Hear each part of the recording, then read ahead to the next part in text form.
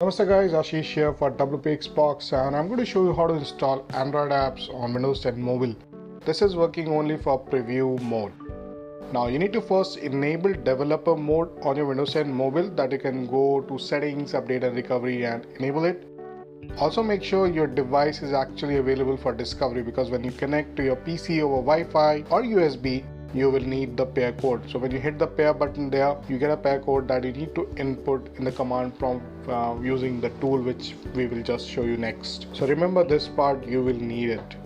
So now let's switch to the command tools over there. We have two command tools. This is the first one which we can download by using the link below. This is basically a project story, I'm guessing, which allows you to do that. So there is a wconnect tool over there. Before that you have IpOverUsbInstaller and a visual C++ runtime files. You need to install both of them. So once you do that, your system is all ready. Now next thing you will need to check is for the ADB tool. So it should be in program files, Android SDK, platform tool. So this is ADB available there. Now you can see I already have a couple of APKs which I have downloaded. I'll suggest if you want to download something, find out. Next, launch command prompt, but run it as administrator. You might need some privilege, probably. I'm just making it on the safer side. So now done that, we'll first go to the tools folder which you have downloaded. So cd, copy paste, go there and run wconnect.exe USB. When you do that, it will try to figure out where your phone is, if it's connected over USB, and then it will create a session and stuff like that, so that it can deploy the APK files there.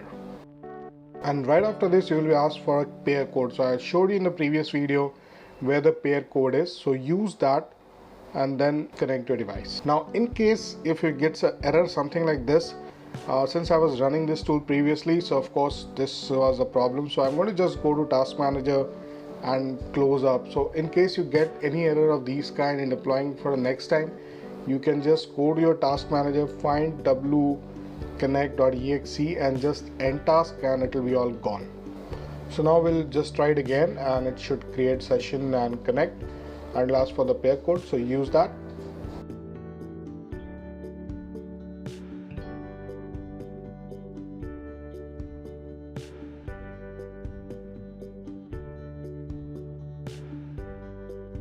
So this is connected, so you can see you have emulator number also there in case you need it.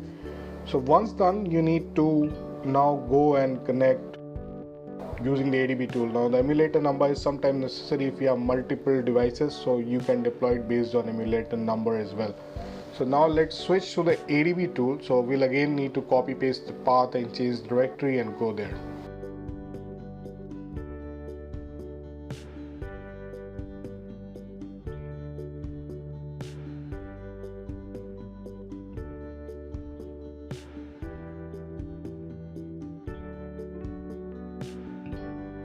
Alright, so now we are in this tool. Now we're going to type ADB install and the APK name. So just hit enter and it'll start deploying.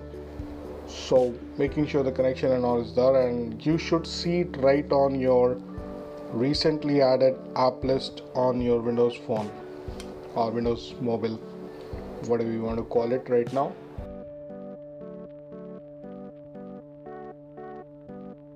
So that's the message you will get, and right after that deployed successfully, a message like that, and it will be all done. So I've installed like 3 apps for this. No, not 3. I've installed actually 4 apps here. There is a Slack, then there is a Snapchat app, and the other things. Now it's possible that not all apps will work, especially those who are working with the Google Play services. So all these apps will not work and might give an error, or you can just quit it and it works out. For example, the Slack app worked really well and all the conversations was going on. So yep, that's the only condition that you need to be careful now. So now let's switch to the phone view now, where I will show you the apps installed basically.